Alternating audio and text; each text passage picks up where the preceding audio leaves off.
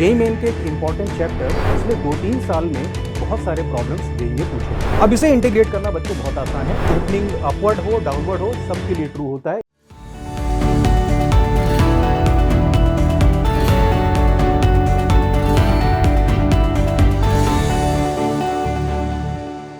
Hello students, मैं Ajay Sharma LN के JEE YouTube channel पर आपका स्वागत करता हूं। बच्चों, मैं उम्मीद करता हूं कि आपको इस चैनल पर आने वाले वीडियो से बेनिफिट हो रहा होगा और जिन भी बच्चों ने अभी तक इस चैनल को सब्सक्राइब नहीं किया है वो प्लीज़ इसे सब्सक्राइब कर लें, जिससे कि आगे भी आपको इस तरह के वीडियोस आसानी से मिलते रहें। बच्चों, आज मैं जेईई मेन के एक important chapter area under the curve पे बात करने के लिए आया हूँ। आपने देखा होगा पिछले 2-3 साल में पैराबोला और लाइन से बाउंडेड एरिया से रिलेटेड बहुत सारे प्रॉब्लम्स जेईई ने पूछे हैं। तो इसी से रिलेटेड कुछ रिजल्ट हम लोग यहाँ पर देखेंगे, समझेंगे और बिना इंटीग्रेशन के पैराबोला और लाइन से बाउंडेड एरिया को कैसे फाइंड आउट कर सकते हैं उसको समझेंगे। तो यहाँ पर बच्चों मैं 2 रिजल्ट की बात करूंगा। सबसे पहला रिजल्ट है parabola y is equal to ax square plus bx plus c और line y is equal to mx plus d से बाउंडेड एरिया। यहां पर जो बच्चों आपको ध्यान देना है, मैंने जो पैराबोला उठाया है ये पैराबोला, इसकी जो एक्सिस है वो पैरेलल टू y एक्सिस है। तो डायग्राम की अगर बात करें तो कुछ इस तरह की सिचुएशन होगी, y is equal to ax square plus bx plus c और y is equal to mx plus d। इनके 2 इंटरसेक्शन पॉइंट आपको बच्चों दिख रहे होंगे। एक को मैं अल्फा बोल देता हूं और दूसरे को बीटा बोल देता हूं, और जिस एरिया की हम लोग बात कर रहे हैं वो ये रिक्वायर्ड एरिया है। अब इसको हम कैसे कैलकुलेट करेंगे, इसका जो कैलकुलेशन पार्ट है बच्चों उसे देख लेते हैं। तो यहां पर हमने क्या किया, दोनों के y को इक्वेट कर दिया। Actually point of intersection alpha beta find out करने के लिए आपको यही करना पड़ेगा। इससे हमारे पास में ये क्वाड्रेटिक बनेगी और इस क्वाड्रेटिक के रूट्स ही हम लोग यहां पर अल्फा और बीटा एज्यूम कर रहे हैं। अब आगे देखिए, यहां पर अगर हम इसको एरिया को फाइंड आउट करें इंटीग्रेशन से, तो इसका बच्चों आपको आइडिया होगा हम लोग क्या करते हैं। अबव फंक्शन जो कि y is equal to mx plus D है और बिलो फंक्शन जो कि पैराबोला है, तो अबव माइनस बिलो, इसको हम लोग अल्फा से बीटा में इंटीग्रेट कर लेंगे। अब ये आपको बच्चों थोड़ा सा आइडिया होगा, ये जो आपने लिख रखा है ये भी एक क्वाड्रेटिक ही है। इनफैक्ट ये क्वाड्रेटिक लिखी हुई है और इस क्वाड्रेटिक के जो रूट्स हैं वो अल्फा बीटा है। तो फंडामेंटल थ्योरम ऑफ पॉलिनोमियल का हम लोग यहां पर यूज करेंगे और इसी क्वाड्रेटिक को ऐसे लिख सकते हैं। जो बात आपको ध्यान देनी है बच्चों, यहां पर एक्स स्क्वायर का जो कोफिशिएंट है वो -a है, तो यहां पर भी -a लिखना पड़ेगा और रूट्स अल्फा बीटा हैं, तो x minus alpha x minus beta factors होंगे। अब इसे इंटीग्रेट करना बच्चों बहुत आसान है। हम इसे इंटीग्रेशन बाय पार्ट से इंटीग्रेट कर सकते हैं। किसी को भी फर्स्ट फंक्शन, किसी को भी सेकंड फंक्शन मान लीजिए और यहां पर इसे इंटीग्रेट करने पर आपको कुछ ऐसा रिजल्ट मिल जाएगा। इस रिजल्ट में आपको ध्यान क्या रखना है, उस पर आपको ध्यान देना है। यहां पर a जो है वो एक्स स्क्वायर का कॉफिशिएंट है, ठीक है ना। y is equal to ax square plus bx plus c। हम जो a यहां पर पुट कर रहे हैं वो एक्स स्क्वायर का कॉफिशिएंट है। ये भी ध्यान रखेंगे, ये तभी आप a कंसीडर करेंगे जब यहां पर y का कॉफिशिएंट अपने पास में यूनिटी है, 1 है। मतलब अगर यहां पर y का कॉफिशिएंट 2 आ जाए तो इसका मतलब ये होगा कि इस फॉर्मूले में आपको एक्स स्क्वायर का जो कॉफिशिएंट लेना पड़ेगा वो a/2 लेना पड़ेगा। ये एक छोटी सी बात आपको बच्चों ध्यान रखनी है। अल्फा बीटा वहां पर सॉल्व करने पर जो रूट्स आ रहे हैं वो बात तो क्लियर होगी। तो बस आपको ये फॉर्मूला याद रख लेना है, बिना इंटीग्रेशन के आप इस एरिया को फाइंड आउट कर सकते हैं। चलिए देखते हैं इसके एग्जाम्पल। तो ये जेईई 2021 का प्रॉब्लम है, area bounded by line and parabola. अगर आपने ये कॉन्सेप्ट समझ लिया है तो डायग्राम बनाने की भी जरूरत नहीं है, आप सीधे इन्हें सॉल्व करिए, इनके रूट्स को फाइंड आउट करिए और एरिया लिख लीजिए। फिलहाल इसके डायग्राम को देख लेते हैं। तो सिचुएशन कुछ ऐसी होगी, स्टैंडर्ड पैराबोला है, y is equal to x square, line y is equal to x plus 2। दोनों को आप सॉल्व करके यहां पर इनके इंटरसेक्शन पॉइंट या रूट्स को फाइंड आउट कर सकते हैं। वो इजिली रूट्स आपको यहां पर मिल जा रहे हैं, -1 एंड 2। फॉर्मूला हमारे पास में है, a की वैल्यू आप समझ सकते हैं, एक्स स्क्वायर का कॉफिशिएंट अपने पास में यूनिटी है, तो a की वैल्यू अपने पास में 1 है, जो मैंने अभी थोड़ी देर पहले आपको समझाया था। बीटा की वैल्यू अपने पास में 2 है, अल्फा की वैल्यू -1 है और यहां से आपको इजिली ये एरिया मिल गया बिना इंटीग्रेशन के। चलिए नेक्स्ट एग्जाम्पल पे बात करते हैं। ये भी जेईई मेन 2021 का प्रॉब्लम है और इसमें इस रीजन का जो एरिया है वो आपसे पूछ रहा है। तो यहां पर देखिए बच्चों, इसका भी हम लोग डायग्राम बनाएंगे। इनइक्वालिटी के केस में कैसे प्रॉब्लम सॉल्व करते हैं इसका आइडिया आप लोगों को होगा। इक्वालिटी का डायग्राम बना लेंगे। इक्वालिटी का मतलब यहां पर 4y is equal to 3x², इस पैराबोला का डायग्राम हम लोग बना लेते हैं। और ऐसे ही यहां पर भी इक्वालिटी के केस में आप लोग लाइन को ड्रॉ कर सकते हैं। अब यहां पर इनइक्वालिटी में कौन सा रीजन आपको लेना है वो भी मैं आपको बता देता हूं। कोई भी एक ऐसा पॉइंट आप कंसीडर करिए जिसकी लोकेशन आपको पता हो। जैसे कि यहां पर मैं इस पॉइंट को कंसीडर कर रहा हूं, ये पॉइंट है अपने पास में 1,0। अब इस 1,0 को बच्चों हम यहां पर पुट करेंगे और ऑब्जर्व करेंगे कि इनइक्वालिटी सेटिस्फाई हो रही है या नहीं हो रही है। तो अगर आपने यहां पर x को 1 और y को 0 पुट किया तो 3 लेस देन इक्वल टू 0 आ रहा है, ये सेटिस्फाई नहीं हो रहा है। इसका मतलब जिस भी पार्ट में, जिस भी ब्रांच में ये पॉइंट आ रहा है उसको हाईलाइट नहीं करना है। ठीक है, इसका मतलब पैराबोला के लिए हमें इस वाले रीजन की बात करनी है। इस इनइक्वालिटी का मतलब हुआ ये वाला रीजन। और ऐसे ही बच्चों हम यहां पर सेकंड में लाइन में पुट करते हैं 1 0, तो x को 1 और y को 0 अगर आप पुट कर रहे हैं तो देख रहे हैं ये सेटिस्फाई हो रहा है। इसका मतलब लाइन के लिए ये बिलो वाला रीजन आपको मिलेगा। दोनों को क्लब कर दें तो एक्चुअल में हम इसी एरिया की बात कर रहे हैं। यही वाला एरिया आपको बच्चों फाइंड आउट करना है। तो सिचुएशन फिर से वही आ गई। दोनों के y को हम इक्वेट करके क्वाड्रेटिक बना लेंगे, क्वाड्रेटिक के रूट्स को फाइंड आउट कर लेंगे। यहां पर भी रूट्स आपको इजीली मिल जा रहे हैं। रूट्स आ रहे हैं हमारे पास में -2 और 4। इसका मतलब बीटा की वैल्यू आप ले सकते हैं 4 और अल्फा की वैल्यू ले सकते हैं -2। हमारे पास में फॉर्मूला है, ध्यान देंगे यहां पर फिर से जो x² का कॉफिशिएंट है y के कॉफिशिएंट को यूनिटी बनाने के बाद में वो a की वैल्यू 3/4 है।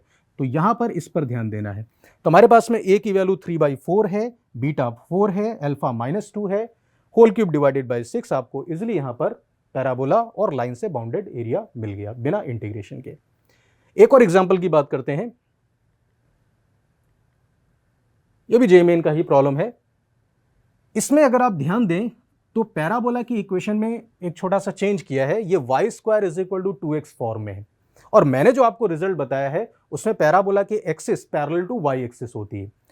तो बच्चों आपको ये आइडिया होगा एरिया में अगर हम x और y को इंटरचेंज कर दें तो उससे हमारे रिजल्ट में कोई भी फर्क नहीं पड़ता है। तो यहां पर भी क्योंकि ये parabola y² is equal to 2x के फॉर्म में है, हम x और y को इंटरचेंज कर देंगे तो उससे हमारे रिजल्ट में कोई भी फर्क नहीं पड़ेगा। तो x और y को इंटरचेंज करने पर ये कुछ ऐसा आ जाएगा और अब ये वही प्रोफाइल है जो हम लोगों ने देखा था, जो हम लोगों ने पढ़ा था। अगेन यहां पर इसके डायग्राम की बात करें, y is equal to x²/2, ये पैराबोला ओपनिंग अपवर्ड है। लाइन आपको गिवन है y is equal to x/4 plus 1/4। ठीक है, आप फिर से उसी मेथड से ये ऑब्जर्व कर सकते हैं कि ये एक्चुअल में इसी एरिया की बात कर रहा है। किसी भी पॉइंट को पुट करके आप ये जस्टिफाई कर सकते हैं। तो सिचुएशन वही हमारे पास में, दोनों को हम सॉल्व कर लेंगे, y को इक्वेट करेंगे। यहां पर भी इजीली आपको रूट्स मिल जा रहे हैं। ध्यान देने वाली बात फिर से वही है, y के कॉफिशिएंट को जब आप यूनिटी बनाएंगे तो x² का कॉफिशिएंट आपको हाफ मिलेगा। तो हमारे पास में जो a की वैल्यू आएगी बच्चों वो आ जाएगी 1/2, बीटा की वैल्यू 1 है, अल्फा की वैल्यू -1/2 है और यहां से आप आसानी से एरिया को फाइंड आउट कर सकते हैं। चलिए बच्चों अब दूसरे एप्लीकेशन की बात करते हैं। सेकंड जो इसमें रिजल्ट आपको ध्यान रखना है, area bounded by parabola x axis and line x is equal to h। तो ये सिचुएशन कुछ ऐसी होगी। अभी ये parabola y² is equal to 4ax है, line x is equal to h vertical line है और हमें इस एरिया की बच्चों बात करनी है। अब ये बहुत ही सिंपल सा केस है, इसे हम आसानी से इंटीग्रेट करके फाइंड आउट कर सकते हैं। तो इसका इंटीग्रेशन देखें तो 0 से h में आपको √4ax को इंटीग्रेट करना पड़ेगा, वो एरिया मिल जाएगा। इसे इंटीग्रेट करते हैं तो कुछ ऐसा बच्चों रिजल्ट हमें मिलता है। अब अगर आप इसे ऑब्जर्व करें तो यहां पर ये जो लेंथ है ये बच्चों हमारे पास में h है और ये आप h पर वैल्यू को फाइंड आउट कर सकते हैं। तो ये बच्चों आपको मिल जाएगी वैल्यू √4ah। तो आसानी से ये समझा जा सकता है कि h इंटू √4ah ये एक्चुअल में इस रेक्टेंगल का एरिया है। तो हमें उस शेडेड एरिया को अगर फाइंड आउट करना है तो आप सिर्फ इस रेक्टेंगल के एरिया को फाइंड आउट करें एंड देन उसका 2/3 कर दें तो हमें ये एरिया पता चल जाता है। और इसको भी यूज करके जेईई ने काफी सारे प्रॉब्लम बनाए हैं, बिना इंटीग्रेशन के हम यहां पर इस एरिया को आसानी से फाइंड आउट कर सकते हैं। तो चलिए बच्चों इसका एप्लीकेशन देखते हैं। यह भी जेईई का ही प्रॉब्लम है। Area bounded by these two parabolas and line y is equal to 2। इसके डायग्राम को बना लेते हैं। तो ये सिचुएशन कुछ ऐसी है। अच्छा, ये जो रिजल्ट मैंने आपको बताया बच्चों, ये कोई भी पैराबोला आप ले लें, हालांकि उसका कैलकुलेशन हम लोगों ने पैराबोला ओपनिंग राइटवर्ड के लिए किया था, लेकिन ये ओपनिंग अपवर्ड हो डाउनवर्ड हो सबके लिए ट्रू होता है, इसमें कोई प्रॉब्लम नहीं है। तो सिचुएशन कुछ ऐसी होगी हमारे पास में, ये दो पैराबोला है, line y is equal to 2 है, और जिस एरिया की हम लोग बात कर रहे हैं वो एरिया बच्चों ये है, हमें इस एरिया को फाइंड आउट करना है। अब यहां पर देखिए, तो इसमें जो हम लोगों ने रिजल्ट अभी देखा उस रिजल्ट को यूज करके हम आसानी से कैलकुलेशन कर सकते हैं। इस एरिया को फाइंड आउट करने के लिए क्या करेंगे, हम इस रेक्टेंगल के एरिया को फाइंड आउट करेंगे एंड इस रेक्टेंगल के एरिया को फाइंड आउट करेंगे, और इस बिगर रेक्टेंगल में से इस स्मॉलर रेक्टेंगल के एरिया को सब्ट्रैक्ट कर देंगे, उसका 2/3 कर देंगे, तो ये जो शेडेड पार्ट है इसका एरिया आपको मिल जाएगा, एंड देन इसे डबल कर देंगे। तो कैलकुलेशन कुछ ऐसा है, ये 2 आ रहा है क्योंकि हम डबल कर रहे हैं यहां पर 2/3 of area of bigger rectangle. अब बच्चों ये दिख जा रहा होगा कि इस बिगर रेक्टेंगल का जो एरिया है वो 3√2 इंटू 2 यानी 6√2 है, और ऐसे अगर मैं इस स्मॉलर रेक्टेंगल की बात करूं तो इस स्मॉलर रेक्टेंगल का बच्चों आपको एरिया मिल जाएगा 1/√2 इंटू 2 यानी √2। ठीक है, तो यहां से आपने आसानी से इस एरिया को फाइंड आउट कर लिया है, ये रिजल्ट आ जाएगा अपने पास में 4/3 इंटू 5√2। ऐसे बच्चों एक और एप्लीकेशन की बात करते हैं। नेक्स्ट एग्जाम्पल, ये जेईई मेन 2017 में पूछा है, एंड अगेन ये इनइक्वालिटीज से रिलेटेड है। तो इनइक्वालिटीज में कोई प्रॉब्लम नहीं है, फिर से हम इक्वालिटी के लिए डायग्राम बना लेते हैं। तो सिचुएशन क्या होगी वो आप देख सकते हैं। हमारे पास में पैराबोला है 4y is equal to x square, parabola opening upward. Then उसके बाद में ये भी एक पैराबोला है y is equal to 1 plus root x, इसका वर्टेक्स आपको यहां पर मिलेगा 0,1 पर, और ये पैराबोला कुछ इस तरीके से ओपनिंग राइटवर्ड होगा, हाफ पैराबोला होगा। देन इसके बाद में हमारे पास में लाइन है x plus y less than is equal to 3, और हम यहां पर x greater than equal to 0, इसका मतलब हम लोग अबव x एक्सिस और राइट हैंड साइड में बात कर रहे हैं। तो यहां पर आप देखिए, ये पॉइंट ऑफ इंटरसेक्शन आप आसानी से कैलकुलेट कर सकते हैं, इसमें कोई दिक्कत नहीं है। पैराबोला और लाइन को सॉल्व कर लीजिए, x की वैल्यू 1 आ रही है, और ऐसे ही यहां पर 4y is equal to x square और line x plus y is equal to 3 को आप सॉल्व कर लीजिए, उससे आपको x इज इक्वल टू 2 मिल जा रहा है। तो यहां पर भी जो मैंने आपको रिजल्ट बताया उसकी हेल्प से बिना इंटीग्रेशन के आसानी से कैलकुलेशन कर सकते हैं।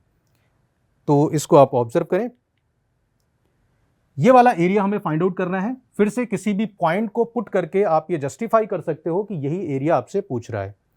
इसे अगर आप देखें तो इस एरिया को कैलकुलेट करने के लिए यहां पर हम इस रेक्टेंगल की हेल्प लेंगे, 2/3 ऑफ दिस रेक्टेंगल, और ऐसे ही आगे यहां पर इस अगर मैं पार्ट की बात करूं तो इस एरिया को कैलकुलेट करने के लिए अगेन हम इस रेक्टेंगल की हेल्प लेंगे, और उसके बाद में हमारे पास में एक ट्रायंगल बच रहा है, इस ट्रायंगल के एरिया को कैलकुलेट करना बहुत आसान है।